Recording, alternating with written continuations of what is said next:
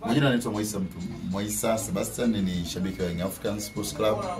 Kulingana na tukio zima la mchezo wetu dhidi ya mtani wetu Simba ilitokeza, viongozi walipeleka barua CAS na majibu ya CAS yamerudi, lakini majibu yake binafsi kama hajanifurahisha sana, kwa sababu wamesema turudi kwanza TFF kwenye uongozi wetu, then huko wakishindwa kesi iende CAS. Mimi hapo sina shida kabisa, kwa sababu ni kitu kizuri.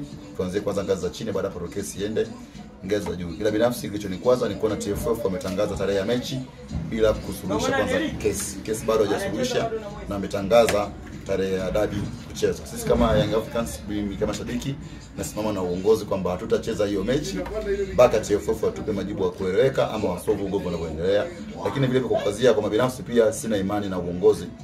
Kama uongozi wa TFF unaweza kutangaza tarehe ya dabi pasipo kusuluhisha kwanza ugomvi, manake hiyo ni ishara kwamba wanaonyesha ubabe wa uongozi wao na wanataka kutoa kitu kama amri kwamba lazima tucheze. Sisi mimi kama shabiki nakubali kabisa kwamba tutacheza hiyo mechi hata kidogo, na kama shabiki pia nitasupport timu yangu kutokwenda uwanjani mpaka TFF watoe tamko wasolve ugomvi, ndipo sisi tuende. Otherwise uongozi ujiuzuru, sisi ndio tutaingia uwanjani.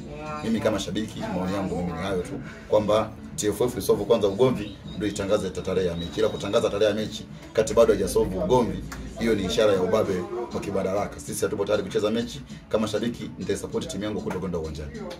Majina naitwa Kevi, mkazi wa Dodoma Road F, ni shabiki wa Yanga. Tumeona jana CAS umeweza kutoa majibu kuhusu malalamiko ambayo umepeleka kule. Na nyie kama Young Africans mnasema kwamba hamtocheza ile mechi. Sasa hamuoni kama mtakuwa mnavunja sheria? Sheria ishaanza kuvunjwa na bodi. Sheria ilivunja bodi baada ya kuahirisha ile mechi. Kwa sisi kama Young Africa na mashabiki wa Yanga na wanachama wa Yanga, sisi tunachotaka sheria itendeke. Haya, nyie kama Young Africans,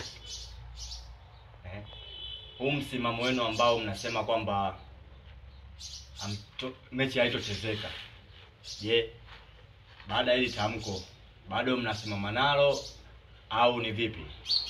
Tamko letu la kutochezeka kwa mechi nilipo pale pale. Mechi haitochezeka mpaka haki itendeke. Haki ikitendeka ndio viongozi wetu watajua kama wapeleke timu au wasipeleke timu. Wewe binafsi kama shabiki wa Yanga, unalionaje hili swala? Muendelee kugoma au mechi ichezeke tujue nani ni mshindi? Kwangu mimi binafsi, mimi nilikuwa napanga tu bodi ya ligi ingepanga mechi ichezeke, ligi iishe, tuanze kuanza ligi nyingine inayokuja.